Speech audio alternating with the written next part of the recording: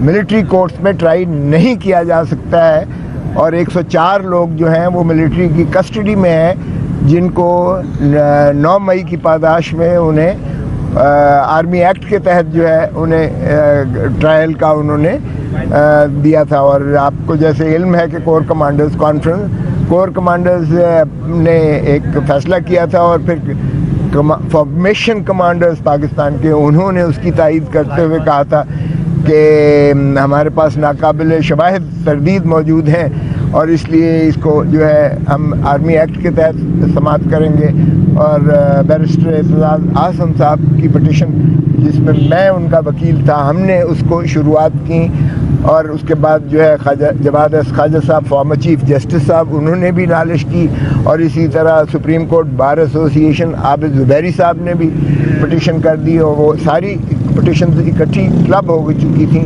اور سابقہ chief justice جو عمر عطا بندیال صاحب تھے، انہوں نے کوشش کی پہلے 9 رکنی بینچ بنانے کی، کیونکہ ہم نے استدعا کی کہ ساری کورٹ فل کورٹ بٹھایا جائے، لیکن انہوں نے کہا چونکہ اس وقت وہ تھیں چھٹیاں تھیں، اس لیے انہوں نے کہا کہ جو میسر ججز ہیں، جس میں قاضی فائز عیسیٰ صاحب تھے بھی، سردار طارق مسعود صاحب بھی تھے، منصور علی شاہ صاحب بھی تھے، اور جو وہاں موجود تھے سابقی، انہوں نے جو ہے 9 رکنی بینچ بنا دی، لیکن اس میں سے قاضی جسٹس موجودہ چیف جسٹس قاضی فائز عیسیٰ صاحب نے عدالت میں تو تشریف لے آئے، مگر وہ جو ہے اس سے ایک قسم کا انہوں نے احتراز کیا، اور یہ کہہ کر چلے گئے کہ جب تک پریکٹس اینڈ پروسیجر ایکٹ کا فیصلہ نہیں کرتی ہے سپریم کورٹ، میں کسی بینچ کا حصہ نہیں بنوں گا۔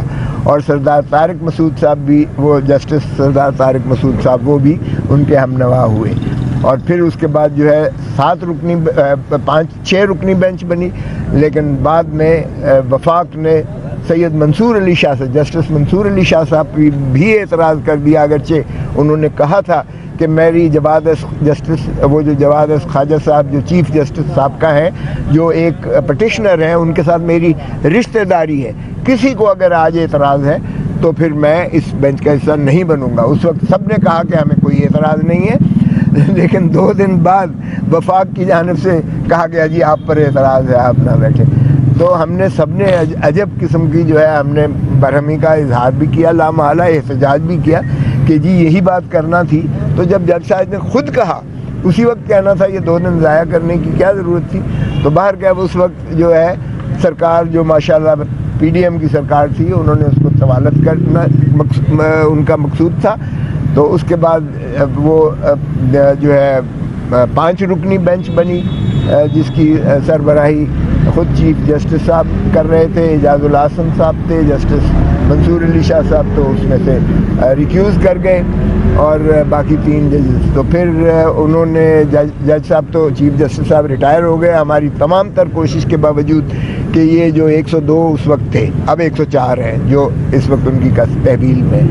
ہم نے کہا ان کی اذیت اور کرب کو دیکھیے گا، ان کے خانوادہ جو ہے وہ تکلیف میں ہے، اذیت میں ہے، ان کا کوئی پتہ نہیں ہے، پرسان حال نہیں ہے، وہ کہاں کس حال میں رکھے گئے ہیں، ان کو وکیل سے ملاقات کی نہیں ہوتی ہے۔ یہ ملٹری کورٹ تو کورٹ ہی نہیں ہے، ان کا جو ٹرائل ہے یہ انسانی حقوق سے بھی جو ہے ماورا اور متصادم ہے۔ لیکن باہر کیف جسٹس عمر عطا بندیال صاحب چیف جسٹس فیصلہ نہ کر سکے، جو بھی وجوہ ہے، اور اس کے بعد جو ہے جسٹس قاضی فائز عیسیٰ صاحب تشریف لے آیا چیف جسٹس، اور پھر انہوں نے جسٹس سینئر جج اعجاز الاحسن صاحب کی سربراہی میں 5 رکنی بینچ میں ہی وہ فیصلہ جو ہے وہ اپنا کارروائی دی، جنہوں نے 1 دن پوری سماعت کر کے اور فیصلہ کیا، جس میں انہوں نے اس کو کہا کہ یہ ٹرائل نہیں ہو سکتا۔ تو اس کے خلاف 3 صوبوں نے اور وفاق نے اور ڈیفنس منسٹری نے علیحدہ اپیلیں کر رکھی تھیں، ان کو انٹرا کورٹ اپیل کہتے ہیں، تو اس کے مختلف نمبر لگے ہوئے تھے۔ تو سبھی نے تقریباً کہا کہ جی ہمارا پرائیویٹ وکیل جو ہے خواجہ حارث صاحب وہ بحث کریں گے۔ اب ہماری جانب سے یہ ہوا کہ جناب پرائیویٹ وکیل یہ رکھ کیسے سکتی ہے سرکار، بہت سارے فیصلہ جات ہیں، خود چیف جسٹس قاضی فائز عیسیٰ صاحب کا فیصلہ موجود ہے کہ یہ نہ صرف سرکاری خزانے کا ضیاع ہے، موٹی موٹی فیسیں لینا پرائیویٹ وکلاء کو سرکاری جو محکمے کے ہیں، جبکہ اٹارنی جنرل موجود ہے. ایک ظفر موج ایک ان کے پاس لشکر ہے ایڈیشنل اٹارنی جنرلز کا، ڈپٹی اٹارنی جنرلز کا، اسسٹنٹ اٹارنی جنرلز کا، اسٹینڈنگ کاؤنسلز کا، پھر ایڈوکیٹ جنرل چاروں صوبوں کے ہیں، اس کے نیچے ایڈیشنل ایڈوکیٹ جنرل ہیں، ڈپٹی اٹارنی جنرل ہے، پتہ نہیں کتنے ہیں، اور بڑی اچھی ان کو تنخواہیں سرکار میسر کرتی ہے، خزانے سے جاتا ہے. اور مقصد یہی ہوتا ہے کہ جو ہے چوٹی کے وکیل رکھے جاتے ہیں. میں خود اٹارنی جنرل رہا ہوں، مجھے ان چیزوں کا ادراک ہے، لیکن بہرکیف ہماری اس بات کی پذیرائی نہ کی گئی. پھر جسٹس جواد ایس خواجہ صاحب نے اعتراض کر رکھا تھا سپریم کورٹ میں تحریراً کہ جسٹس سردار طارق مسعود صاحب اس بینچ سے اپنے آپ کو علیحدہ کر لیں، اس میں بینچ نہ بیٹھیں، وہ سربراہ تھے اس بینچ کے. تو ان کے یہ لکھا گیا کہ یہ اس ٹرائل کا حصہ تھے، جو سماعت جس میں اپیل اب آئی ہے اس کا یہ حصہ تھے. اگرچہ یہ اس وقت چلے گئے جب 9 رکنی بینچ بنا تھا، جب قاضی فائز حسن صاحب گئے، انہوں نے ایک نوٹ لکھا کہ جی یہ جو ملٹری کورٹس کی تشکیل اور آرمی ایکٹ کی دفعات کو جو چیلنج کیا گیا ہے، یہ پٹیشنز مینٹینیبل ہی نہیں ہے، کیونکہ آرٹیکل 184(3) میں یہ کوئی فنڈامنٹل پبلک امپورٹنس کی ایسی بات نہیں ہے. اگر انڈیویجول گریونس ہے تو یہ اپنی نالش کریں. تو ان کا ایک فیصلہ اس پر اختلافی نوٹ کی شکل میں موجود تھا جب وہ اس سے علیحدہ ہوئے. اور اب دیکھیں کہ جو اپیلیں ہوئی اس میں پہلا اعتراض ہی ساری صوبوں کا اور وفاق کا یہ تھا کہ جی یہ مینٹینیبل ہی نہیں تھی طرح سے پٹیشن. تو جب ایک جج صاحب خود ایک فیصلہ دے چکے ہوں تو پھر اس کی کے خلاف خود اپیل میں کیسے بیٹھ سکتے ہیں. تو جب یہ بات کی گئی اور ہم ساروں نے اس پر اعتراض تو ہوا تھا جواد خواجہ صاحب کی طرف سے، مگر میں نے اعتزاز احسن کے وکیل کی حیثیت سے سپریم کورٹ بار کے عابد زبیری صاحب نے اعتراض کیا، اور دیگر سلمان صفدر صاحب نے اعتراض کیا. ہم سب نے جو وکلاء تھے جن کو ڈیفینڈنٹ بنایا گیا تھا، یعنی رسپونڈنٹ بنایا گیا تھا، ہم نے ساروں نے اپیل کیا جی پہلے آپ اپنا تو تعین کر لیجئے گا کہ آپ کو بیٹھنا بھی ہے کہ نہیں، کیونکہ اگر آپ چلے جاتے ہیں تو پھر 6 ججز رہ جاتے ہیں، 5 ججز رہ جاتے ہیں. تو 5 ججز کے فیصلے کے خلاف اپیل سن ہی نہیں سکتے. لیکن اس کی بھی جج صاحب نے، سردار طارق مسعود صاحب نے کوئی کہا ٹھیک ہے بعد میں دیکھیں گے، اس کو چلائیں. تو باہر کیف انہوں نے یہ کیا. لیکن دیکھیں ہم نے یہ بھی اعتراض کیا کہ دیکھیں یہ کوئی ماتحت عدالت کے خلاف اپیل نہیں ہے، ہائی کورٹ کے فیصلے کے خلاف اپیل نہیں ہے، یہ تو سپریم کورٹ کے ان 5 ججز کے خلاف ہے، ان فیصلے کے خلاف ہے جو آپ کے ہم واللہ ہیں، کیونکہ ججز سپریم کورٹ کے سبھی برابر ہیں. تو ان کا تفصیلی فیصلہ تو آنے دیجئے گا. ابھی تو تفصیلی فیصلہ آیا ہی نہیں ہے، تحریر ہی نہیں ہوا ہے. مختصر فیصلے پر اپیل نہیں آپ سن سکتے. ان کے پتہ تو چلے انہوں نے کیا اس پر استدلال دیا ہے کہ یہ نہیں سن سکتے، اور کچھ شکیں جو ہیں آرمی ایکٹ کی ان کو کالعدم قرار دیا ہے. وہ آپ کے سامنے ان کے ریزننگ آئی نہیں ہے، ان کی دلائل آئے نہیں ہیں، ان کی نظائر جو ہیں وہ لکھے نہیں ہیں آپ کے پاس آئے، تو اس کا بھی انتظار کیجیے گا. لیکن باہر صورت سرکار حاوی ہوئی، اور اس کے بعد جو ہے انہی کو سننے کے بعد اور تھوڑا سا اس کے بعد انہوں نے بعد میں کچھ دیر وقفہ کرنے کے بعد فیصلہ سنا دیا.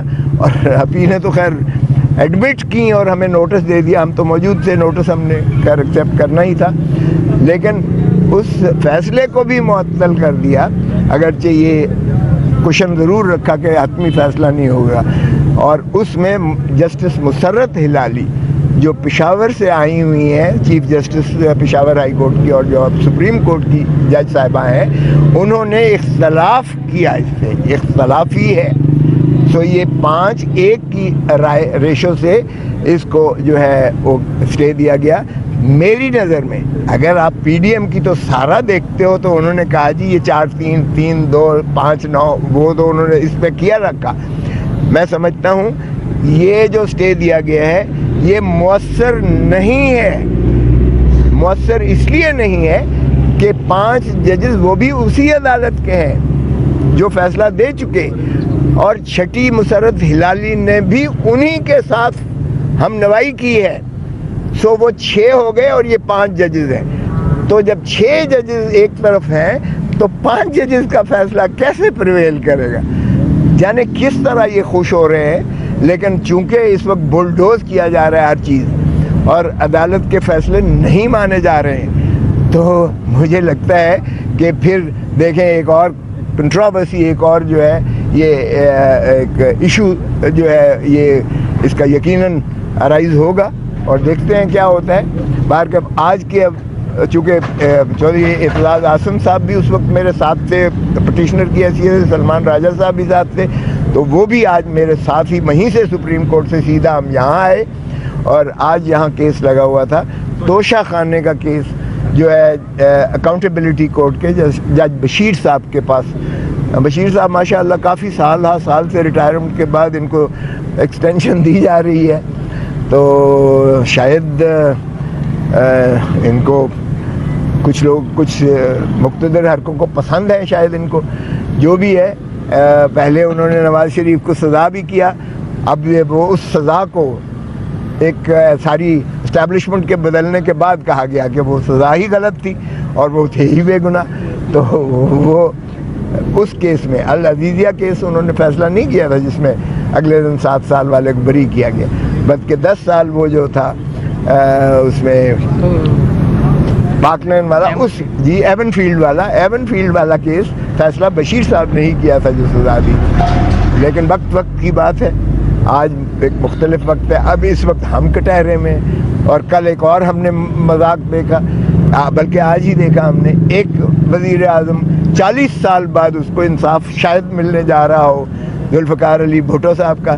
وہ 12 سال کے بعد کیس نکلی جو پریزیڈنشل ریفرنس ہے, جنوری میں چلی گئی. دوسرے وزیر اعظم صاحب کو اس طرح دھڑا دھڑ بیلیں مل رہی ہیں اور وہ بالکل صاف ستھرے ہو کر وہ جو ہے ماشاءاللہ اپنا 4تھی مرتبہ وزیر اعظم بننے کا خواب دیکھ رہے ہیں. اور ایک تیسرے وزیر اعظم ہے جو اس وقت آپ کے سامنے اٹیالہ جیل میں ماشاءاللہ کیس بھگت رہے ہیں, 4 مہینے سے یہاں پابا سلاسل ہے. یہ جانے کب ہمارے ملک میں یہ مذاق ختم ہوگا؟ ہم ریاست کو چلنے بھی دیں گے, ملک کو چلنے بھی دیں گے کہ نہیں؟ ہم یہی کیا حال اور حشر کرتے رہیں گے؟ بھٹو اس ملک کا ہی نہیں ہے, دنیا کے ایک عظیم سیاستدانوں میں اور عظیم اسٹیٹس مین میں تھا, جس میں پاکستان کو جس نے ایٹم بام دیا, جس نے ہمارے دفاع کو سیسا پلائی دیوار بنا دیا, جس نے 1973 کا آئین دے کر ہمارا ایک عمرانی ایسا معاہدہ کیا جو پاکستان کی ایک خوشحالی کا ضامن بن سکتا تھا, لیکن ہم نے اسے پھانسی دے کر ماشاءاللہ اس کو اڑا دیا. اور اب ایک ایسا جو ہے وزیر اعظم ہے جس نے ایبسلیوٹلی نو کہا اڈے امریکہ کو دینے پر, اور اس کے بعد بھی اسے بھی ڈونلڈ لو کے ہاتھوں میں ہم نے, ڈونلڈ لو نے ایک جو پیغام خیر سے بھیجا تھا ہمارے اسد منیر کو, وہ کوئی عمران خان کو تو نہیں دیا تھا, وہ دینے والوں کو دیا تھا کہ اس کو چلتا کرو عمران خان کو, تب تمہیں امریکہ معاف کرے گا. اور انہوں نے چلتا کیا عمران خان کو, آپ نے دیکھ لیا. ڈونلڈ لو کا حکم ظاہر ہے وہ سپر پاور کا حکم متصور کیا, بھٹو کا ہینری کسنگر کا حکم جو ہے تھا کہ ایٹم بم بنانا بند کرو ورنہ عبرت کا نشان بنائیں گے, ہم نے اس کو بھی پھانسی لگا کے لحد میں اتار دیا. اور اسی طرح اب ہم نے عمران خان کو کیا ہوا ہے. کیسے ہماری ضرورت ہے, غلامی ہمارا توق تو گیا ہی نہیں ہے ہمارے سر سے. اور آج جو تھا کارروائی یہاں میں نے یہ سب عرض کیا انہیں کہ دیکھیں بس کر دیں, ایک لمٹ ہوتی ہے, آپ ملک کو چلنے دیں. خدا را توشے خانے میں سارے وزیر اعظم اور سارے صدور سابقہ ان کا ذرا ریکارڈ دکھوا لیں. ایک مروجہ قانون چل رہا ہے, ایک ضابطہ ہے, ایک ذائچہ ہے. اس کے رولز کے مطابق یہ ہے کہ جو بھی تحفہ ملتا ہے سربراہ مملکت کو یا سربراہ ریاست کو, وہ آ کے وہ ان کا پرنسپل سیکرٹری لیتا ہے, اس کے پاس نہیں ہوتا, وہ خود اٹھائے پھرلا ہوتا ہے. وہ پرنسپل سیکرٹری جو ہوتا ہے یا ملٹری سیکرٹری ہے, وہ توشہ خانہ میں ڈپازٹ کرتا ہے. توشہ خانہ کا ایک پورا قانون اور نظام ہے, اس میں اپریزر جو ہے اس کی اسیسمنٹ کرتے ہیں, ایویلیویٹ کرتے ہیں, قیمت لگواتے ہیں. اس کی قیمت لگوانے کے بعد آفر کرتے ہیں کہ جناب وزیر اعظم صاحب یا صدر صاحب بتائیے گا کیا آپ کو اس میں سے کوئی چیز پسند ہے تو اتنی قیمت دیجیے گا, قانون کے مطابق تو آپ رکھ سکتے ہیں. کوئی رکھتا ہے کوئی نہیں رکھتا ہے. مجھے بھی کہا گیا یہ کار جو ہے یہ آپ رکھ سکتے ہیں اتنے پیسے دے کے. میں نے کہا یار اس سے بہتر کار میرے اپنے گھر میں کھڑی ہوئی ہے, وگرنہ میں بھی آج بشیر کے پاس جو ہے کیس بھگت رہا ہوتا. میں نے نہیں لی تھی. تو بہرکیف اگر رکھ دی انہوں نے تو نواز شریف نے گاڑی لی. نواز شریف تو ماشاءاللہ چونکہ اس وقت وہ بہت چہیتے ہیں, کسی کی آنکھوں کا تارا ہے, تو وہ تو ان کے خلاف چل نہیں سکتا ہے. محترم آصف علی زرداری صاحب نے لی, محترم یوسف رضا گیلانی نے لی, محترم یعنی آپ پرویز مشرف نے لی, ضیاء الحق نے لی, جس کو نام لے لیں سبھی نے جو ہے لیے ہوئے ہیں. باقی تو کسی کو کوئی نہیں پوچھتا ہے. اب اگر آپ نے اعظم خان کو گرفتار کر کے اس کو جیلوں میں رکھ کے اور اس کے بعد اس سے کوئی بیان لے لیا ہے, تو اعظم خان اگر یہ کہے کہ جی یہ انہوں نے لیا ہے یا بیگم صاحب نے کوئی اس میں سے زیور پسند کر کے لے لیے ہیں, تو بھائی اس کا آپ کے پاس ریکارڈ موجود ہے. ایویلیویشن, اگر آپ ایویلیویشن کہتے ہیں کمی بیشی ہے تو اس میں کہہ دیجئے گا کہ اتنا کم ہے, آپ دے دیجئے گا. اس میں کیس کہاں سے بن گیا؟ تو اس کیس کو میں نے سیر حاصل بحث کیا ہے اور ابھی وہ پروسیکیوٹر جواب دے رہے تھے. اللہ کرم کرے گا. کیس کی سماعت ابھی جاری ہے یا رکی؟ اس وقت جب میں آیا ہوں چودھری صاحب کی ذرا طبیعت ٹھیک نہیں تھی, میں ان کو لے کر آیا تھا, اب میں لے کے جا رہا ہوں, تو انشاءاللہ یہ ٹھیک ہو جائے گا. باقی کیس ہے وہ چل رہا ہے. کیس کی سماعت ابھی جاری ہے. اس وقت جب میں آیا تھا ابھی شاید ختم ہوگی. اس نے کہا 10 منٹ مجھے اور چاہیے پروسیکیوٹر نے. تو یہ پوزیشن ہے اس کی. کوئی سوال ہے تو بتائیں. اچھا سر, خبریں گردشیں کر رہی تھی کہ آپ اور اعتزاز احسن صاحب پی ٹی آئی میں شمولیت کریں گے, اعلان کریں گے, اس حوالے سے کیا کہیں گے؟ اعتزاز کی جو درگت بنائی ہے پیپلز پارٹی والوں نے, آپ نے سن ہی لیا ہے. اعتزاز یہاں خود کہہ گیا, ہاں وہ میرے بارے میں بھی تھا. ٹھیک ہے, اگر آپ کو ہم ناپسندیدہ ہیں اس وقت اعتزاز احسن کو, تو آپ نے منع کر دیا بھٹو کے کیس میں آپ مت جائیے گا, حالانکہ خود انہوں نے مقرر کیا ہوا تھا. میں اس سے پہلے کہ وہ منع کریں, میں آج بڑے عزت اور احترام سے, جس کو میں بہن مانتا تھا, سگی بہنوں سے زیادہ, جو میرے گھر ٹھہرا کرتی تھیں اور میری قائد بھی تھیں, محترمہ بے نظیر بھٹو, ان کے قتل کا کیس میں کر رہا ہوں. جو محترم آصف علی زرداری صاحب اس کے پیرنٹ ہیں, آپ کو پتہ ہی ہے پنڈی ہائی کورٹ میں چل رہا ہے, وہ میں آج فائلیں نکال کے تو ایک محبت نامہ لکھ کے کہوں گا کہ اس کی ایسی کیفیت میں اب اپنے آپ کو وہ نہیں میں یہ مناسب نہیں سمجھتا کہ یہ میں کروں. میں آپ کو واپس بھیج رہا ہوں, سو وہ کر لیں. تو باقی ٹھیک ہے, میں اب آزاد ہوں اور انشاءاللہ ایک دو دنوں میں